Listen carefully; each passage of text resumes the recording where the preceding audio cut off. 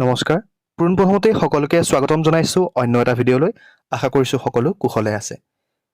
যিসকল ছাত্ৰ-ছাত্ৰীয়ে গুৱাহাটী ইউনিভাৰ্চিটিৰ বিএড এন্ট্ৰেন্স 2024ত অৱতীৰ্ণ হৈছিল তেওঁলোকৰ মনত এতিয়া এটা প্ৰশ্ন উত্থাপন হৈ আছে যেহেতু তেওঁলোকে যেতিয়া এই এন্ট্ৰেন্স পৰীক্ষাৰ ফৰ্ম ফিল আপ কৰিছিল তেতিয়া তেওঁলোকক 31 জুলাই 2024 চনৰ সেই তাৰিখটোত ৰিজাল্ট ঘোষণাৰ কথা উল্লেখ কৰা হৈছিল কিন্তু যোৱাকালি যেহেতু 31 তাৰিখে ৰিজাল্ট ঘোষণা কৰা নহল এতিয়া তেওঁলোক এটা উদ্বিগ্নতাত ভুগিছে যে ৰিজাল্ট কেতিয়া ঘোষণা কৰা হ'ব সেয়েহে আপোনালোক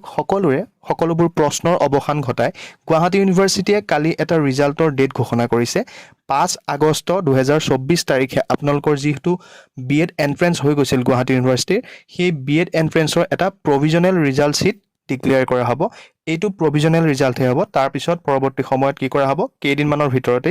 এই ৰিজাল্ট শীটখন ডিক্লেয়াৰ কৰা কেইদিনমান পাছতে ফাইনেল ৰিজাল্ট শীটখন প্ৰকাশ কৰা হ'ব প্ৰভিজনেল ৰিজাল্ট শীটনো কি হয় এই ৰিজাল্ট শীটখন ফাইনেলখনৰ সৈতে প্ৰায় একেই হয় কিন্তু প্ৰভিজনেলখনত কিছুমান ভুল ত্ৰুটি যদি ৰৈ যায় সেই ভুল ত্ৰুটিসমূহ শুধৰাই পিছৰ যিখন ফাইনেল লিষ্ট প্ৰকাশ কৰা হয় সেই ফাইনেল লিষ্টখনত কি কৰা হয় এই ভুল ত্ৰুটিসমূহ শুধৰাই দিয়া হয় ধৰক কাষ্টৰ ক্ষেত্ৰতে হওক কাৰোবাৰ যদি ওবিচি থাকে জেনেৰেল আহি গ'ল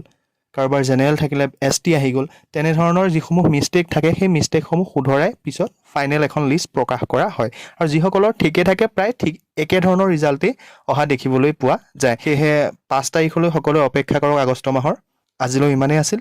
ধন্যবাদ